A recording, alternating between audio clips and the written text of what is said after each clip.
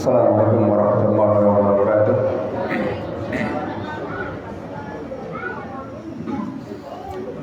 Alhamdulillahi rabbil alamin wal 'aqibatu lil muttaqin wala 'udwana illa 'alal zalimin wa asyhadu an la ilaha illallah wahdahu la syarika lah wa asyhadu anna Muhammadan 'abduhu wa rasuluh sallallahu alaihi wa ala alihi wa ashabihi wa man tabi'ahum bi ihsani ila yaumiddin. Kaum muslimin wal muslimat yang semoga dirahmati oleh Allah tabaraka wa taala. Kita lanjutkan pembahasan kita tentang kiat bagaimana kita menyucikan jiwa kita agar jiwa kita bersih, agar jiwa kita tersentuh dengan panggilan Allah, agar kita bahagia dunia dan akhirat kita. Karena jiwa yang bersih adalah orang yang beruntung. Qad aflaha man zakkaha wa qad khaba man dassaha. Dan sungguh beruntunglah orang yang mensucikan dirinya, dan sungguh merugilah orang yang mengotori dirinya, jiwanya. Maka tak kala kita mengetahui bagaimana kiat kita agar jiwa kita bersih, bagaimana jiwa kita bisa suci, maka kita akan berusaha, berjuang, menempuh langkah-langkah yang bisa mengantarkan kita untuk mendapatkan kesucian jiwa kita. Di antara yang telah kita sebutkan adalah banyak-banyak mengingat kematian. Mengingat kematian dan perjumpaan dengan Allah Subhanahu wa taala merupakan salah satu faktor yang akan menjadikan jiwa seorang hamba bersih. Jiwanya akan menjadi suci tatkala dia mengingat Allah, perjumpaan dengan Allah, bahwasanya kehidupan dunia ini hanya sementara dan dia akan kembali kepada Sang Penciptanya, yaitu Rabbul Alamin. Kata Ibnu Mas'ud radhiyallahu taala anhu, "Ma minkum illa dhaif." Tidaklah posisi kalian di permukaan bumi ini kecuali seperti tamu. Wa malhu ariyatun, dan harta benda yang kita miliki itu adalah barang titipan. Yang namanya tamu, Pak Ibu, aduh, nak tamu yang menetap di rumah yang disinggahi terus menetap, Pak Ibu, dia akan tinggalkan rumah yang ia singgahi tersebut. Kan ada tamu ke rumah Pak, batamu datang misalkan dari arah selatan sana, Lurang Selaut, saudara kita mungkin datang ke tempat kita mengurus sebuah urusan yang akan dia selesaikan. Dia tidak akan netap di dalam rumah kita. Di rumah kita dia akan netap. Dia akan tinggalkan rumah kita. Itulah tamu. Tidak pernah tamu itu akan menetap di dalam rumah kita. Dia pasti akan pergi. Begitu halnya dengan dunia. Kita ini ibaratnya sebagai tamu di dunia ini, dan kita akan pergi meninggalkan rumah yang kita singgahi, yaitu dunia. Akan berangkat kita ke kampung akhirat kita, ke tujuan kita. Wa maluhu ariyatun, dan harta benda kita yang kita miliki sekarang, dari mobil kah, dari rumah yang bagus kah, dari pangkat dan jabatan kita, semua itu adalah barang titipan dari Sang Pencipta, yaitu Allah Rabbul Alamin. Barang titipan, baik. Bahkan sampai jiwa kita sendiri, baik, nyawa kita bukan milik kita. Bukan milik kita. Ada yang mampu menahan, tak kala ajalnya datang dia mampu menahan ajalnya tersebut. Tak satu pun dari kita yang mampu untuk menahan. Tak satu pun. Tak mampu. Jiwa kita, apalagi harta kita, apalagi pangkat dan jabatan kita, semua itu barang titipan dari Sang Pencipta, Allah Rabbul Alamin. Maka kata Ibnu Mas'ud, fadhaifu murtahilun, yang namanya tamu dia akan berangkat dari rumah yang ia akan singgahi. Rumah dia singgahi, dia akan berangkat, tinggalkan tu rumah, dia akan pergi. Itu tamu.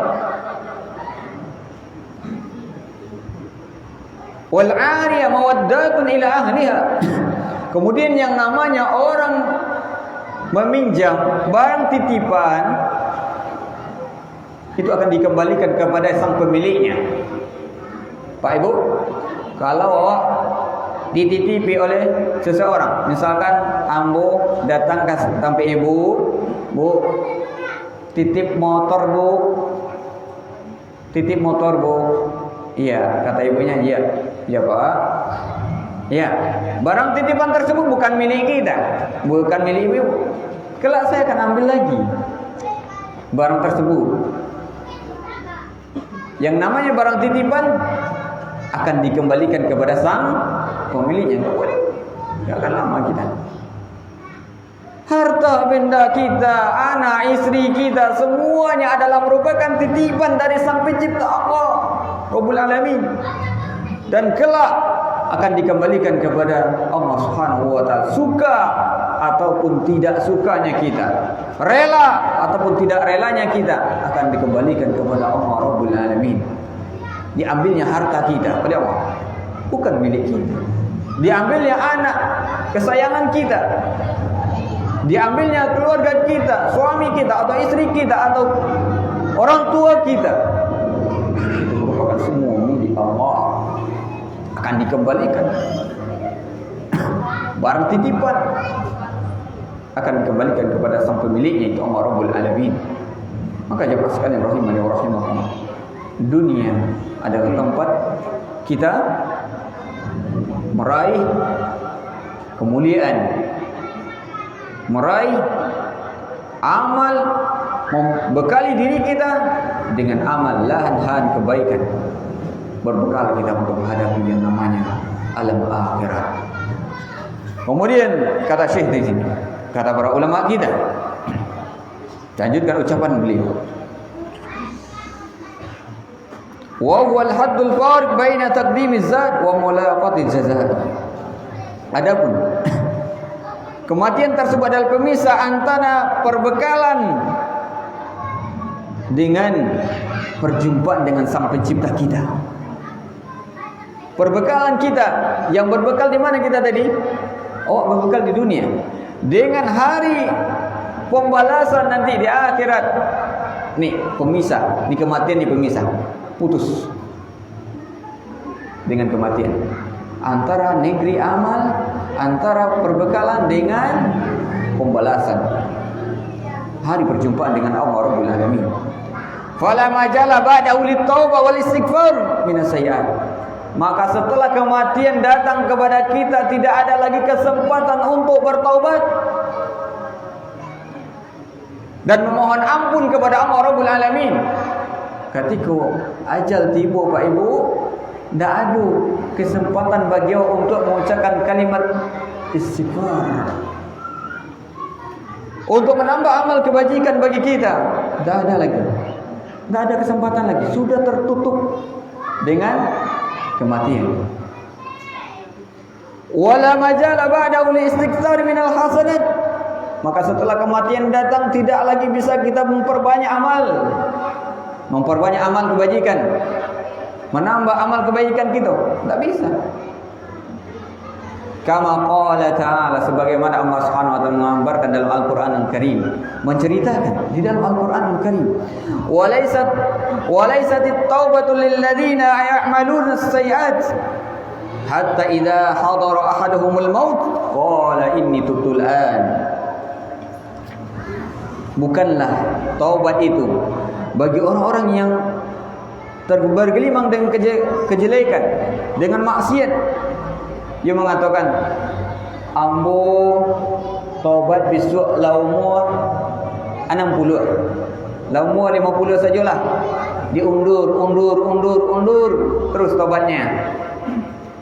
Ternyata hatta idza hadara ahadahumul maut, sampai datang kepadanya hari kematian. Belum sampai angan-angan sudah datang ajal kematian, tanda-tanda kematian kepadanya. Apa katanya? Qala inni tubtul an. Ya Rabb, sekarang saya bertobat. Diterima tak taubatnya Pak Ibu? Tak diterima karena ajal sudah sudah berada di sini. Ajal sudah berada di tenggorokan. Tak bisa, bukan taubat namanya, penyesalan. Sudah. Kalau sudah ajal sampai di sini, enggak bisa lagi ngucapin kata taubat. Enggak bisa. Dah ditutup pintu taubat bagi mereka. Maka summa huwa mudrikun kullan nasi la mahalata. Karena sesungguhnya kematian tersebut akan dirasakan oleh setiap manusia, setiap insan, dan tidak ada yang akan bisa menghindar dari kematian Bapak Ibu. Siapapun kita, kuat kita, orang kayakah kita, orang hebatkah kita, punya ini dan itukah kita, tidak ada kesempatan kita bisa apa? Kematian akan pasti akan mendatangi setiap manusia. Wa mulaqihim bila raib, dan akan menjumpai mereka tanpa ada diragukan sedikit pun, tanpa ada keraguan. Yakin tak yakin orang mati, pasti akan meninggal dunia. Akhir dari kehidupan kita adalah mati. Sebagaimana Allah Subhanahu wa taala mengatakan, walaupun kita menghindar dari kematian tersebut. Pak, Bu, awak ingin lari dari kematian, takut mati, gampo misalkan, gampo atau tsunami, lari ke gunung. Ternyata ketakala ajal menjemput kita, sudah takdirnya di sana, ajal sudah datang. Lari banak ke gunung, ternyata sudah Allah jemput ajal kita, datang kematian. Makanya Allah Subhanahu wa taala mengatakan, "Qul innal mautal ladzi tafirruna minhu fa innahu mulaqikum." Katakan wahai Muhammad, sesungguhnya kematian yang kalian berlari darinya, menghindar darinya, fa innahu mulaqikum, maka sesungguhnya kematian itu pasti akan mendatangi kalian. Kemana kita akan lari? Kemana kita akan lari? Tsunami datang, mau lari ke gunung, gunung mau mengeluarkan apa? Mengeluarkan apa gunung? Meletus. Sebagaimana yang terjadi sekarang pada saudara-saudara kita di Semeru. Macam bagaimana Pak Ibu kondisi mereka? Tak satu pun bisa menghindar dari kematian. Ini pelajaran bagi kita. Bagaimana kita akan menghindar dari kematian? Lari ke tempat yang tinggi. Kita mengira itu adalah tempat keselamatan kita, melarikan ajal kita bisa terhindar darinya. Tidak. Maka kata Allah Subhanahu wa taala, "Idza jaa ajaluhum la yastakhiruna sa'atan wa la yastaqdimun." Apabila ajal mereka datang, maka tidak akan bisa dimajukan walaupun sesaat, ataupun dimundurkan walaupun sesaat. Tidak bisa tidak bisa dipermainkan. Maka kemanapun kita akan lari, ketika ajal datang pasti akan menjumpai kita. Sebagaimana Allah Subhanahu wa taala mengatakan, "Aina ma takunu yudrikumul maut walau kuntum fi burujin musyayyadah." Mana kalian akan pergi? Walaupun kalian bersembunyi, walau kuntum fi burujin musyayyadah, aina ma takunu yudrikumul maut, dimanapun kalian berada, membuat benteng kokoh kita, buat benteng menghindari kematian, buat benteng paling hebat, paling kuat, anti gempa, anti tsunami.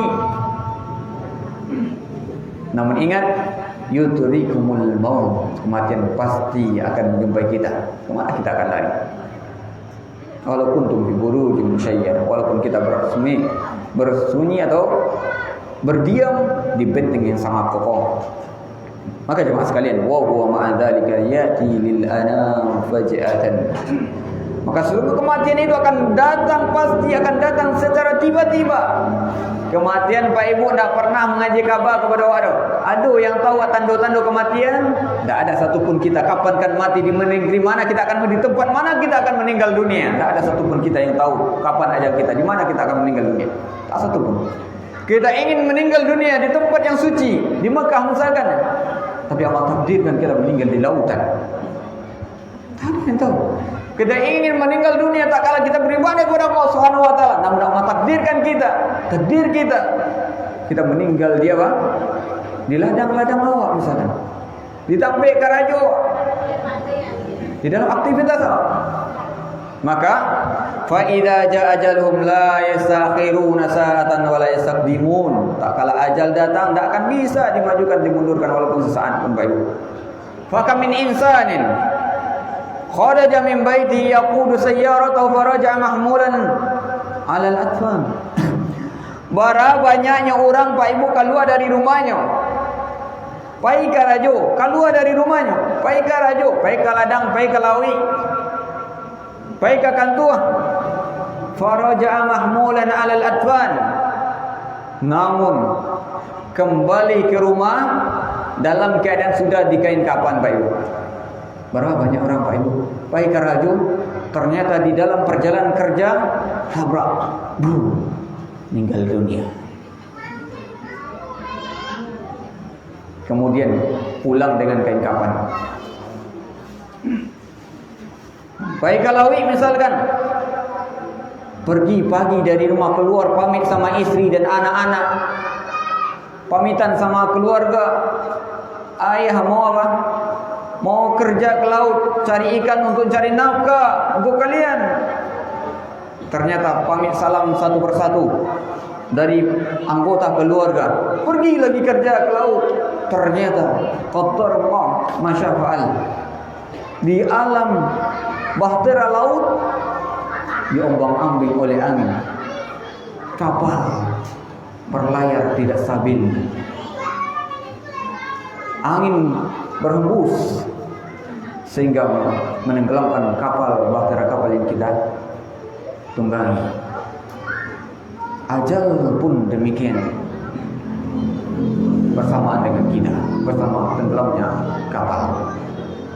Siapa yang menjamin di antara kita yang keluar rumah dia semenit setelah ini, sedetik setelah ini? Siapa yang tahu?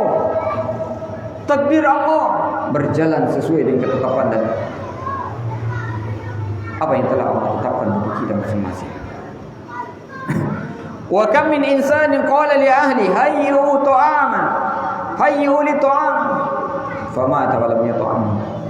Berapa banyak dari anggota keluarga, mungkin bapak-bapak yang pai Karajo, pulang dari Karajo mengecekkan kepada istri tercintanya, mengatakan, wahai istriku, hidangkan makanan kepadamu, buatkan makanan yang enak hari ini, makanan kesukaan saya. Ternyata famata wa lam yat'am, belum lagi sempat mencicipi makanan yang dibuat oleh istrinya, ajal sudah mendahulunya. Ajal sudah mendahulunya. Berapa banyak yang sudah pesan makanan ini dan makanan itu, ternyata ajal mendahului dia. Makanan tersebut belum sempat dicicipi, belum sempat dirasakan, belum sempat masuk ke dalam perutnya, sudah berpisah dengan dunia.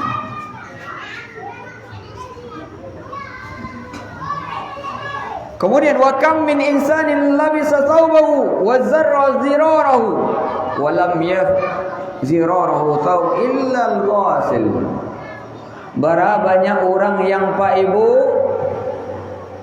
yang malakean gewang bajunya surang, pakai karaju, dilakian gewang baju mas, surang malakean gewang baju, Kemudian setelah dipasang gewang baju itu, setelahnya enggak ada lagi yang membuka kecuali tukang mandikan dia, yang memandikan dia, yang membuka kancing bajunya, yang membuka gewang bajunya. Bukan dia lagi yang membuka, ternyata tukang mandikan dia sih, jasad dia. Gak bisa lagi buka gewang bajunya karena ajal sudah mendahului dia, kematian sudah mendahului. Maka jemaah sekalian rahimani wa rahimakumullah, fa fi dzikril 'abdi lil maut manfaatun 'azimatun.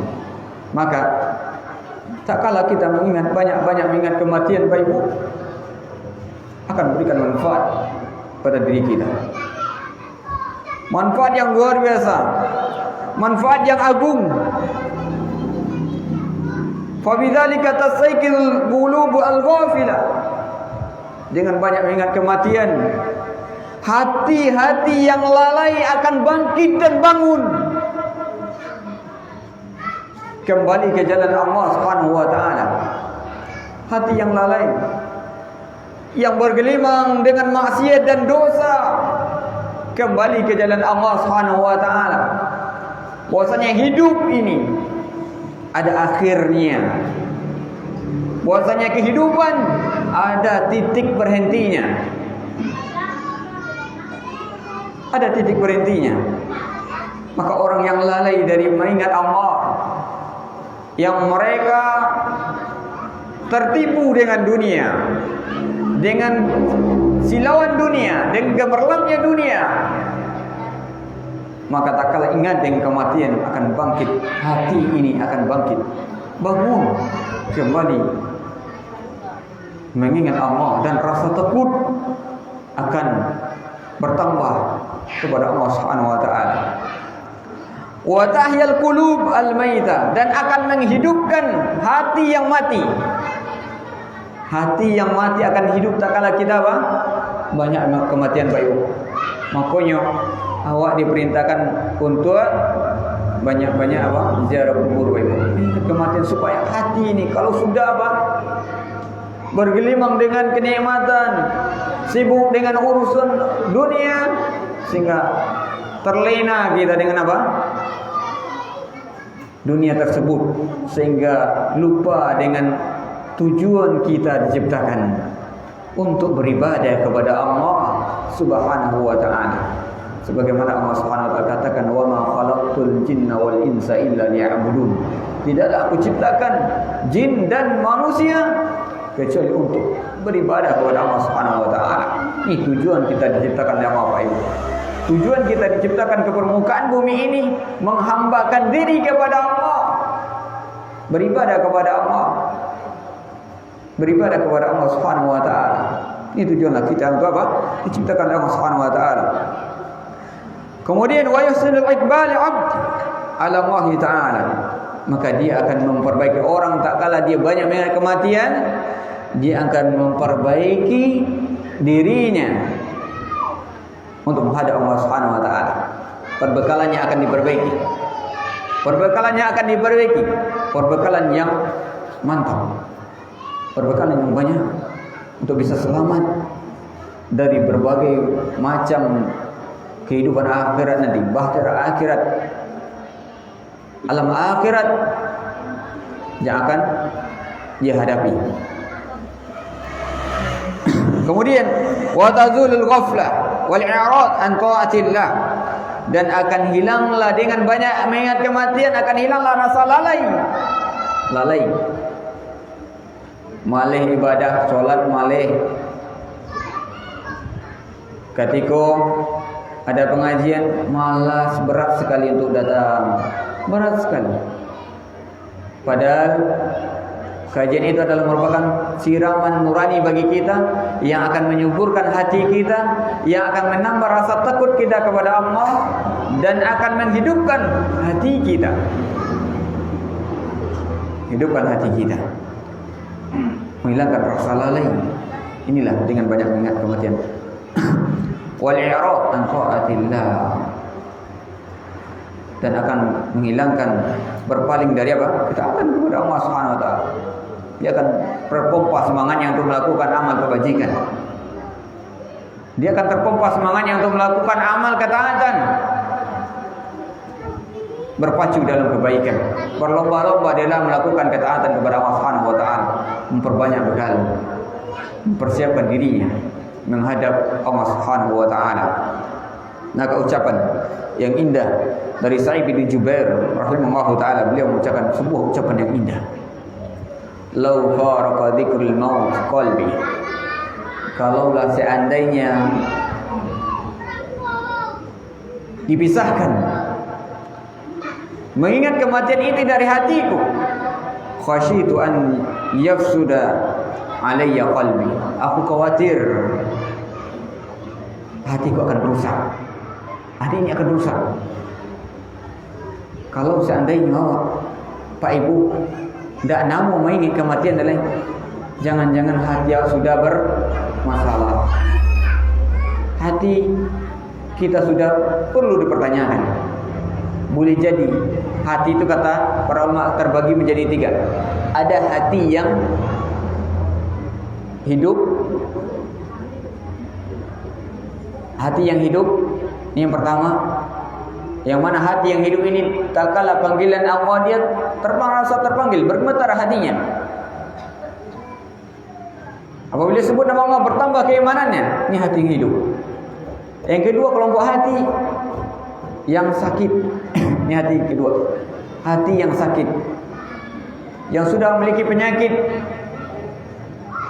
sudah mulai menjauh dari kebaikan. Dia sholat tapi lalai-lalai sholatnya, diundur-undur. Misalkan sholat zuhur jam berapa nih Pak Ibu? Sekarang sholat zuhur misalkan jam 12 lewat 7. Dia undur sampai mendekati waktu asar. Sholatnya ketika jam 3 nih. Atau sholatnya sudah apa? Malas-malasan. Ini sudah pertanda bahwasanya ada hatinya sudah bermasalah, sakit ini. Ada penyakit hatinya. Atau ini yang ketiga, kelompok hati yang ketiga, yaitu hati yang sudah mati, sudah tertutup, tidak ada lagi cahaya bagi hati tersebut. Diberi peringatan, tidak diberi peringatan, sama saja bagi mereka. Sama saja Bapak Ibu. Diingin, tidak diingin, sama saja. Allah sudah tutup hatinya. Tidak ada lagi berfungsi peringatan baginya. Tidak ada lagi faedahnya nasihat. Walaupun Al-Quran disampaikan, walaupun hadis Nabi disampaikan, walaupun ucapan para ulama disampaikan, tidak ada memberi pengaruh kepada hatinya. Maka ketahuilah, hati tersebut sudah mati. Hati tersebut sudah Allah tutup, kunci mati. Maka jemaah sekalian rahimani wa rahimakumullah, dengan kita banyak mengingat kematian ini akan menimbulkan rasa takut kita kepada Allah Subhanahu wa taala, akan memperbaiki amal kebajikan kita.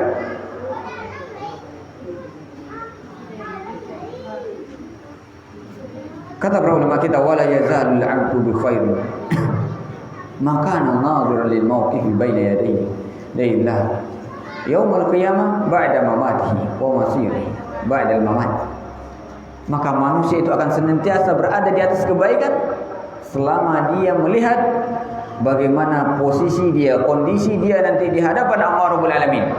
Dia akan mengingat bahwa kondisi awak, kira-kira amalan yang kita lakukan sekarang sudah bisa menyelamatkan kita dari neraka Allah, atau apakah amalan yang kita lakukan sekarang sudah bisa memasukkan kita ke dalam surga Allah.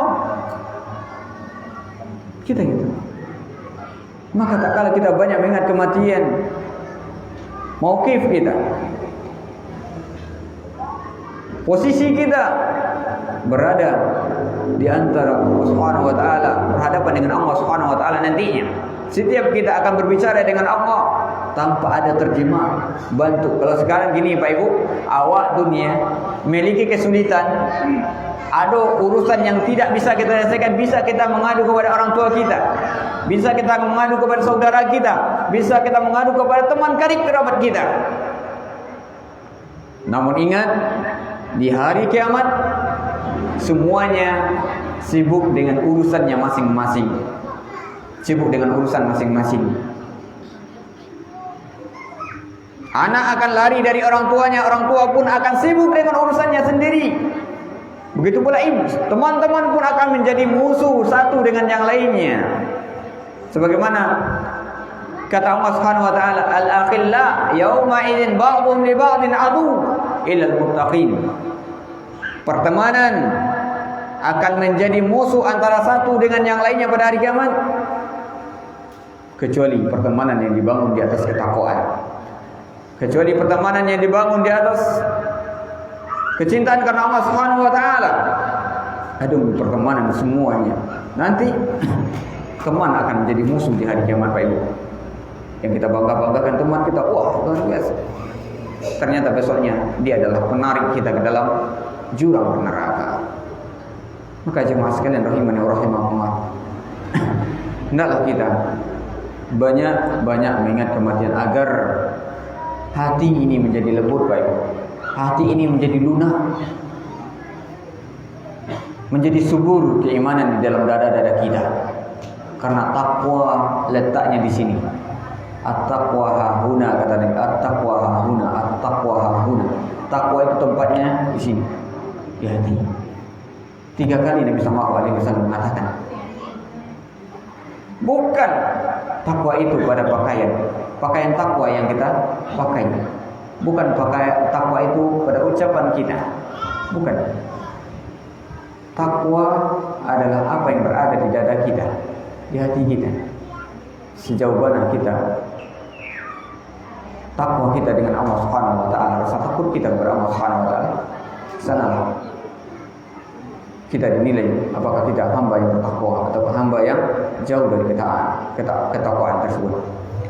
Jemaah sekalian rahimani wa rahimakumullah, inilah poin pertama, kiat pertama yang bisa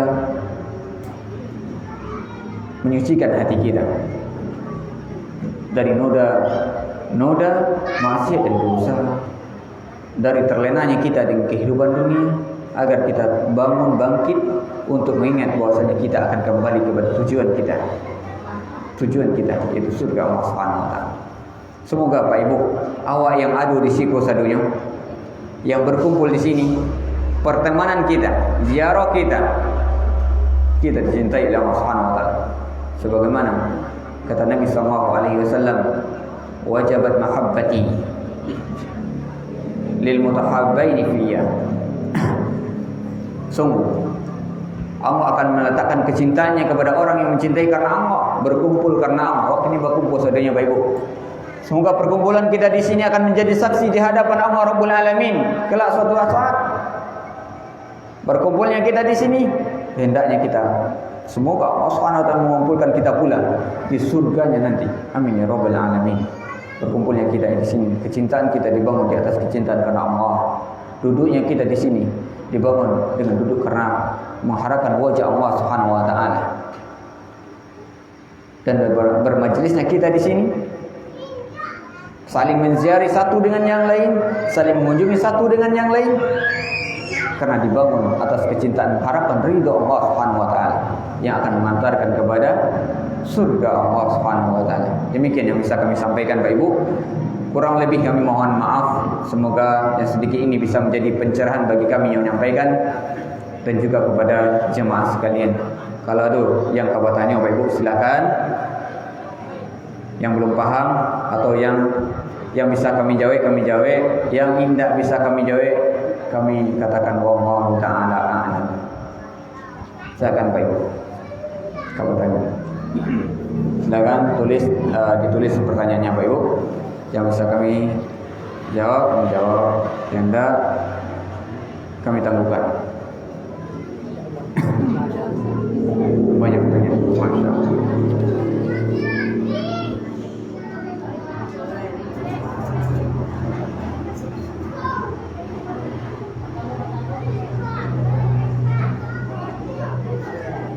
Baik, ini ada pertanyaan. Assalamualaikum Ustaz. Waalaikumsalam warahmatullahi wabarakatuh. Apakah boleh sholat witir dilakukan sesudah sholat isya? Sesudah itu dilanjutkan sholat tahajud di tengah malam. Ya. Apakah boleh sholat witir dilakukan setelah isya? Maka dalam hal ini ada dulu para sahabat Nabi SAW yang mana beliau adalah orang yang suka bergadang bayu, belajar ilmu. Bergadang bukan main-main. Dia belajar ilmu agama, mengkaji hadis-hadis Nabi. Dia bergadang di malam hari. Maka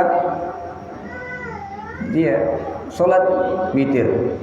Solat witir ini adalah solat akhir dari solat malam kita. Kata Nabi SAW, "Ij'alu akhir salatikum witra." Jadikanlah akhir dari solat kalian adalah witir. Jadikan akhir dari solat kalian adalah witir. Setelah isya, apakah kita boleh witir? Maka di sini kalau seandainya memang kita khawatir tidak akan bangun malamnya, kalau nanti kalau bangun pas subuh saja, azan sudah dikumandangkan baru bangun, maka boleh solat witir dimajukan. Tapi Pak Bu, ingat witir hanya satu kali dalam semalam, tak boleh dua kali. Kata Nabi, la witra fil lail, tak boleh solat witir dua kali. Ketika awak ala solat witir tadi setelah isya, maka kita khawatir nih enggak bangun. Kok majukan solat witirnya? Ternyata bangun jam 4, bangun jam 3. Mau solat? Iya, solat tahajud saja lagi dan tidak usah ditambah dengan solat witir. Paham Pak Ibu? Paham? Alhamdulillah.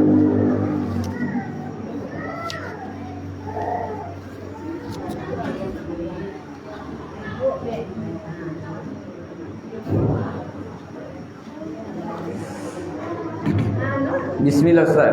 Bagaimana cara mengobati hati yang sudah mati? Bagaimana cara mengobati hati yang sudah mati?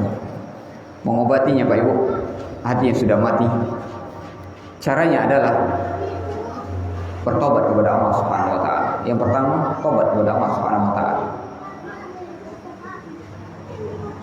Hati yang mati itu dikarenakan perbuatan maksiat dan dosa yang kita lakukan. Karena kecil Nabi Pak Ibu, setiap melakukan dosa itu dibuat bintik hitam. Ini yang putih Pak Ibu. Ya. Ini misalkan, ini kertas putih. Hati kita ni kayak gini misalkan. Hati kita kayak gini. Misalkan, ketika melakukan satu dosa dibuat bintik hitam di sini. Lakukan dosa lagi, bintik hitam tambah. Sehingga semakin banyak dosa yang kita lakukan, maksiat yang kita lakukan, ditambah akhirnya menjadi hitam. Lama kelamaan, awalnya sakit, sudah parah sakitnya dia apa? Mati lagi hatinya. Ini hati. Sudah bergelimang dengan maksiat dan dosa, sudah mati, maka bagaimana obatnya? Obatnya adalah kembali kepada Allah dengan taubat, istighfar, mohon ampun terhadap dosa, kesalahan kita. Sebesar apapun dosa kita, sebesar apapun maksiat yang kita lakukan, Allah Subhanahu wa taala Maha Pengampun. Jangan berputus asa. Wala taqnatu min rahmatillah. Jangan kalian berputus asa dari rahmat Allah Subhanahu wa taala. Bukankah kita ingat kisah 99 orang yang telah membunuh manusia? Apakah taubatnya diterima? Diterima oleh Allah Subhanahu wa taala. Bayangkan Pak Ibu, membunuh orang itu dosa gadang. Tak dibenarkan orang bunuh orang. Ini yang dibunuh bukan satu orang, dua orang, 99, dicukupkan sampai 100. Dengan taubatnya kepada Allah, dengan jujurnya, taubat yang jujur, diterima oleh Allah Subhanahu wa taala. Dosa besar, sebesar apapun dosa yang kita lakukan Pak Ibu, jangan berputus asa dari rahmat Allah. Jangan mengatakan, "Tidak akan diampuni dosa mu di Allah, ini badang mana, besar mana." Jangan. Allah tu Maha Pengampun Pak Ibu. Allah Maha Pengampun. Walaupun kita datang kepada Allah menghadap dengan dosa sebesar langit dan bumi, Allah pun akan ampuni dosa kita dengan ampunan sebesar langit dan bumi pula. Maka jangan berputus asa dari rahmat Allah. Obat dari hati yang mati, kembali istighfar, mohon ampun, taubat kepada Allah. Taubat kepada Allah. Syaratnya apa Ibu? Syaratnya orang yang taubat, dia tidak akan mengulangi perbuatan maksiatnya lain. Sebagaimana kisah apa? Kisah yang membunuh 99 orang tadi, dicukupkan 100 dengan ahli ibadah. Dia bertanya Pak Ibu, bertanya ke ahli ibadah, Pak, ambo bertanya, ambo kata taubat, ambo lang bunuh orang 99 orang, kira-kira boleh diterima taubat ambo kok? Tanya ke ahli ibadah, kecil ahli ibadah, badang dosa le, bunuh orang. Tak bisa dah, tak boleh terima, dicukupi 100 semua ahli ibadah. Cukupi 100. Akhirnya pengen dia pengen taubat, baca ru taubat, dah tahu cara taubatnya dah. Bertamulah dengan ahli ilmu. Bertanya kepada ahli ilmu, mengatakan,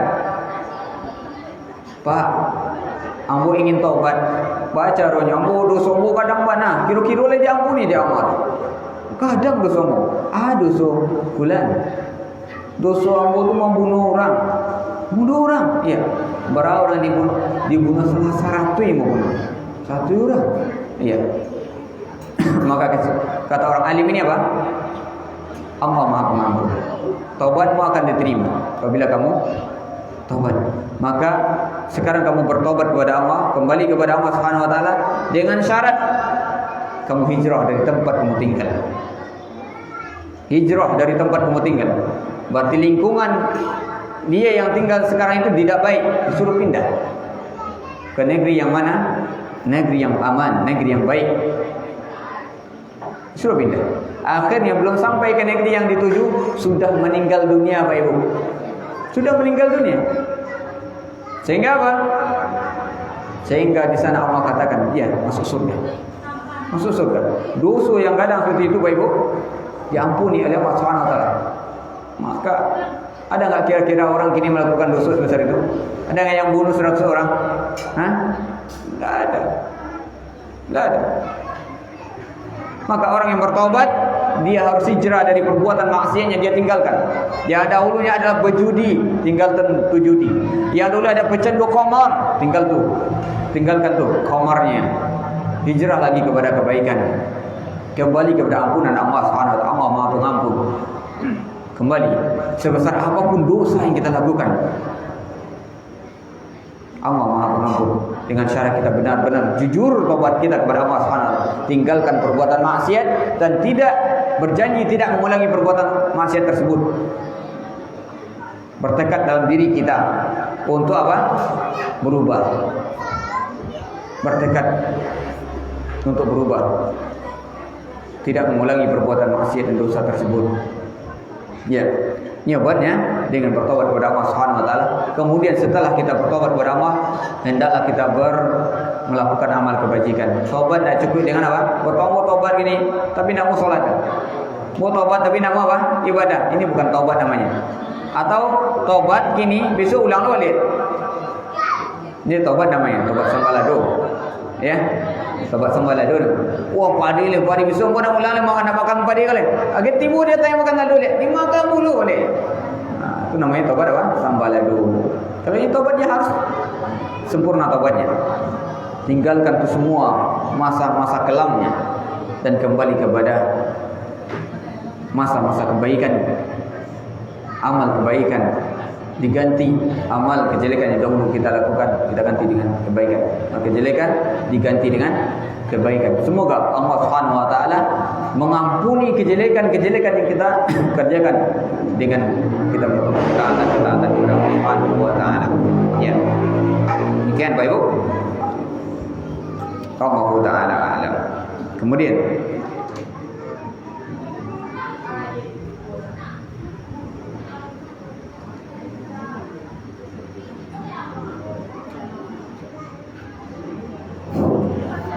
Assalamualaikum Ustaz. Waalaikumsalam warahmatullahi wabarakatuh.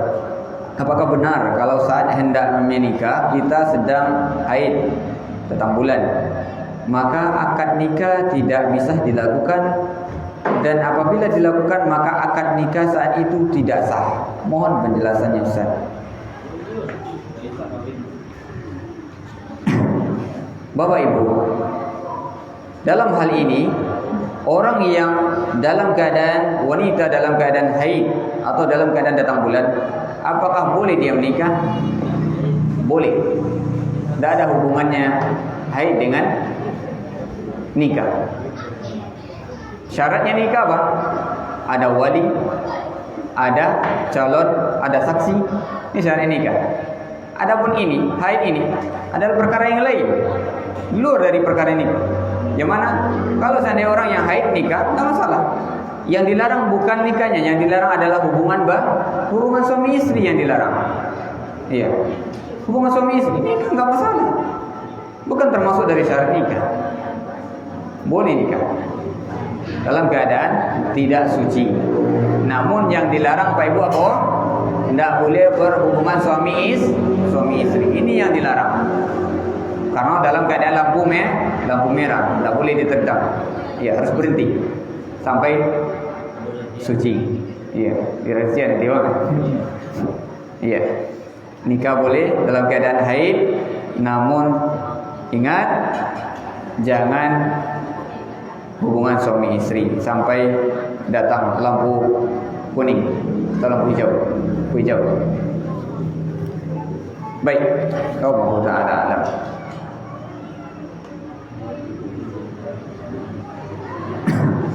Assalamualaikum Ustaz, mohon nasihatnya Ustaz.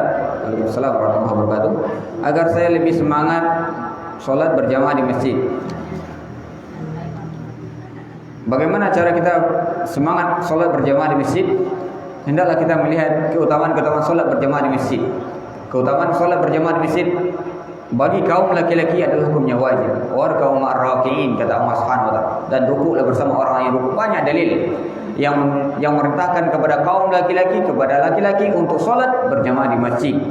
Baik dari hadis Nabi SAW maupun dari Al-Quranul Karim, Allah terangkan akan wajibnya bagi laki-laki sholat di masjid berjamaah. Adapun ibu-ibu, utamanya sholat itu di rumah.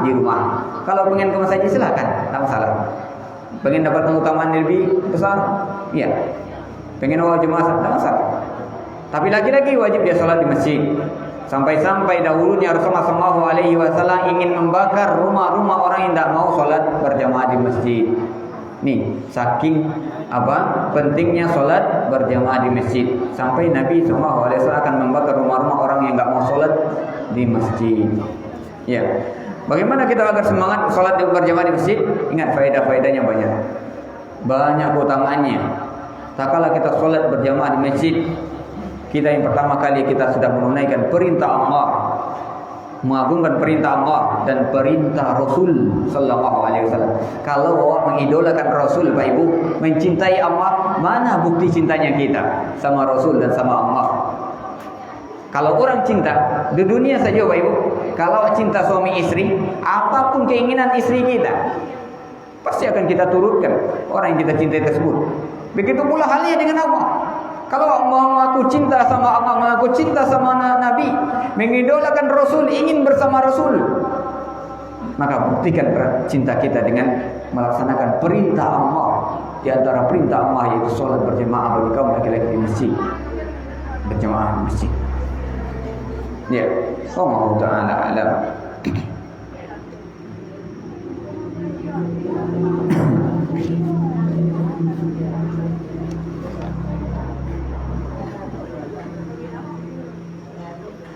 Bismillah Ustaz. Bagaimana cara bisa terhindar dari penyakit hati? Bagaimana cara bisa terhindar dari penyakit hati? Yang pertama adalah menuntut ilmu. Menuntut ilmu agama, terus belajar ilmu agama. Karena kita belajar, tak kala kita belajar ilmu agama, kita akan terhindar dari penyakit hati. Kemudian doa sama Allah. Apa doanya? Allahumma ati nafsi taqwaha wa zakkiha. Ya Allah, berikanlah ketakwaan kepadaku, kepada jiwaku. Wa zakkiha, dan sucikanlah hatiku, sucikan jiwaku. wa anta khairu man zakkaha, dan engkau adalah sebaik-baik memberikan kesucian. Ini doanya. Kita minta sama Allah Subhanahu wa taala. Selalu kita mohon kepada Allah Subhanahu wa taala. Kemudian di antara doa yang diajarkan Nabi sallallahu alaihi wasallam juga, ya muqallibal qulub, tsabbit qalbi ala dini. Ya musarrifal qulub, sarrif qalbi ala ta'atik. Wahai zat yang membolak-balikkan hati, tetapkanlah hatiku di atas agamamu. Ya zat yang memalingkan hati, palingkanlah hatiku di dalam ketaatan kepadamu. Karena hati kau Pak Ibu, hati ya kau berada di antara baina asabi'ir rahman, berada di antara jari jemari Allah Subhanahu wa taala. Boleh jadi waktu ini bisa istiqomah ibadah, rajin ibadah, enggak tahu wak ke depannya doh. Ternyata umur awak dengan bertambahnya umur, bergantinya masa, bergulirnya waktu, ketaatan pun mulai pudar, istiqomah mulai hilang. Maka mintalah sama Allah Subhanahu wa taala istiqomahan, taufik dari Allah Subhanahu wa taala. Karena takwa, kesucian tersebut anugerah dari Allah Subhanahu wa taala, pemberian Allah yang diberikan kepada orang siapa saja yang ia kehendaki. Baik. Ini waktunya sampai jam berapa nih Pak Ibu? Sampai selesai? Banyak lagi nih Pak.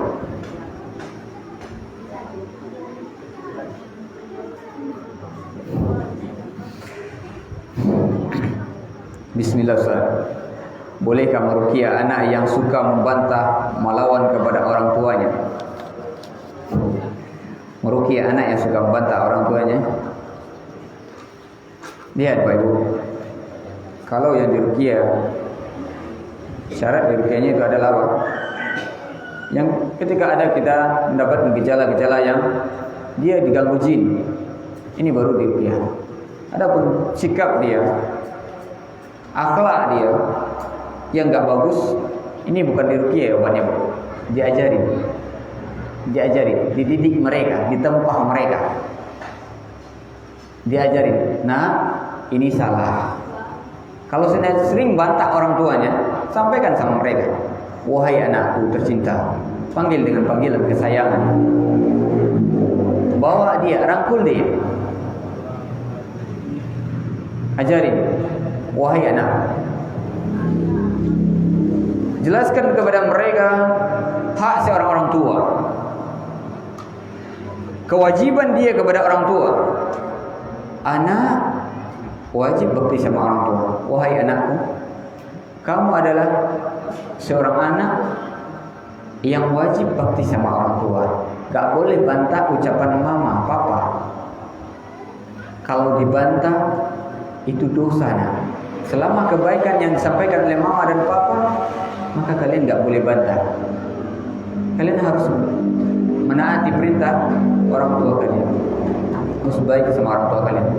Kalian ingat gak jasa orang tua kalian? Sampaikan dengan realita mereka. Nabi yang merintahkan, Allah yang merintahkan sama kita untuk bakti sama orang tua. Wa qad rabbuka alla ta'budu illa iyyah wa bil walidaini ihsan. Wajib bagi orang anak, wajib bagi kalian untuk menyembah hanya kepada Allah. Wa bil walidaini ihsan. Kemudian berbakti kepada kedua orang tua. Bakti sama kedua orang tua kita. Ini Allah yang perintahkan. Wala taqul lahum uff. Tak boleh kalian ucapan apa? Ucapan saja. Suruh dia makan, suruh dia ya. Bulan. Belian minyak goreng sama kaku, kadai. Capak saja baru Pak Ibu. Sudah dianggap, sudah dihitung dosa. Maka bagaimana halnya kalau seandainya ucapan tersebut sudah dibantah dengan ucapan yang kasar, dibalas dengan ucapan yang kasar? Ajarin mereka, tidak boleh ucapan seperti ini nak. Dosa kalian. Kalau dosa itu tempatnya di mana? Di neraka. Allah marah sama kita. Jelaskan baik-baik. Ketika mereka paham, insya Allah mereka akan berubah. Kemudian yang kedua, tak kala nasihat sudah disampaikan, nasihat sudah sampai. Yang kedua Pak Ibu, doakan anak-anak kita. Layado Pak Ibu, anak yang nakal, Anak yang membantah kita. Pernah nggak kita menyelipkan doa di sela-sela doa kita untuk mereka? Itu anak kita. Ya Rabb, ya Allah, berikanlah petunjuk kepada anak saya. Perbaikilah akhlaknya. Berbaktilah dia kepada saya. Jadikanlah anakku anak soleh dan solehah sebagai penyejuk pandangan di hari kiamat, yang akan mengangkat derajat orang tua, yang mendorong orang tua ke dalam surga Allah Subhanahu wa taala. Pernah enggak ini doa disantunkan Bapak Ibu? Rabbana hab lana min azwajina wa dzurriyyatina qurrata a'yun waj'alna lil muttaqina imama. Pernah enggak doa ini yang kita lantunkan kepada Allah ketika kita mendapatkan perangai anak kita yang tidak baik? Pernah kita doakan mereka? Kalau belum, maka doakanlah mereka. Semoga Allah Subhanahu wa taala mengabulkan doa orang tua, karena doa orang tua adalah mustajab kepada anaknya. Doa orang tua Bapak Ibu mustajab kepada anaknya. Doakan kebaikan. Kemudian berikutnya, anak sering membantah ucapan orang tua. Lihat teman karib kerabatnya Pak Ibu. Perhatikan orang anak-anak kita berteman dengan siapa mereka. Al-mar'u kata Nabi, al-mar'u ala dini khalil, falyanzur ahadukum man yukhalil. Seseorang itu tergantung dengan agama temannya. Seseorang tergantung dengan temannya. Kalau temannya welo, maka dia akan menjadi baik. Kalau kawan anak awak adalah kawannya adalah orang-orang akhlak tidak bagus, jangan kita berangan-angan anak kita akan menjadi bagus.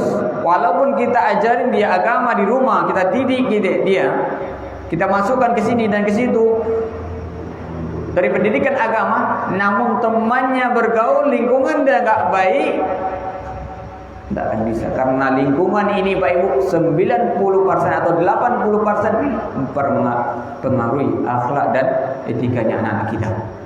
Enggak penting, perhatikan temannya. Kemudian yang berikutnya, triknya Pak Ibu masih banyak. Kalau pendidikannya ini banyak nih, bisa satu kali pertemuan nih Pak. Yang berikutnya, dalam pendidikan anak. Kalau seandainya kita dalam rumah tangga nih Pak Ibu, apa Ibu cekcok misalkan, jangan di hadapan anak-anak. Jangan di hadapan anak-anak. Jangan sampai didengar oleh anak-anak kita. Jangan didengar sampai oleh anak-anak kita. Ucapan kita, ucapan marah sama suami istri, bentrok, berantem, atau ucapan-ucapan kasar, jangan sampai terdengar dengan anak kita. Anak-anak tuh Pak Ibu dia merekam yang paling hebat tuh anak-anak itu, merekam. Walaupun tidak paham dia jangan rekam aja, rekam besok disampaikan deh. Walaupun kini lontar baca dia lain, besok dia baca apa Ibu? Besok dia baca, walaupun tidak tahu ya. Gitu dia tahu ini besok sampainya mah. Itu anak-anak. Dia akan merekam. Mesin perekam yang paling hebat itu anak-anak. Maka ketika kita cekcok dengan bertengkar dengan suami istri, jangan di hadapan anak-anak kita. Terus gimana Ustaz? Pas itu jangan marah. Ketika waktu terjadi, ini trik juga nih Pak Ibu. Panjang ini. Trik rumah tangga. Ini rumah tangga ini panjang nih Pak. Kalau dikaji. Ketika kita dalam rumah tangga mengarungi bahtera rumah tangga, ketika ada suami yang marah sama kita, maka sikap istri hendaklah diam. Jangan balas kemarahan dengan kemarahan yang serupa. Ini triknya. Bagaimana rumah tangga kita bisa bahagia? Triknya gimana? Ketika suami marah, istri diam. Redam tuh amarah. Api Pak Ibu dipadamkan dengan apa? Dengan yang dia. Jangan dipadamnya bensin Pak Ibu. Ini padam bensin. Ya bensin tambah terbakar ya. Tambah menyala ya. Maksudnya apa? Marah dengan amarah akan timbul api berkobar-kobar.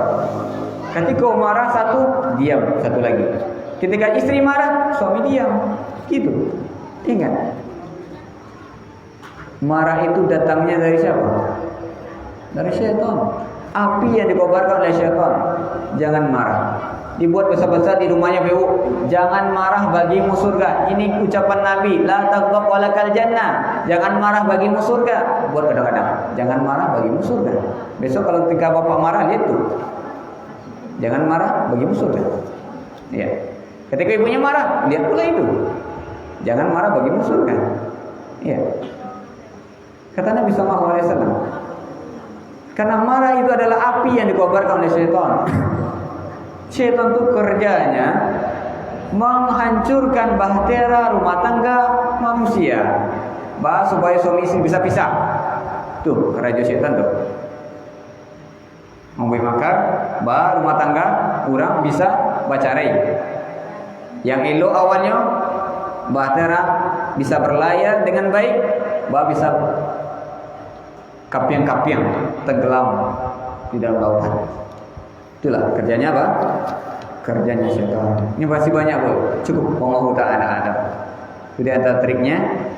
Anak doakan Pak Ibu. Kemudian tak kali kita marah, jangan sampai marah. Beda kepada anak, jangan sampai terlontar dari ucapan kita ucapan yang kejelekan.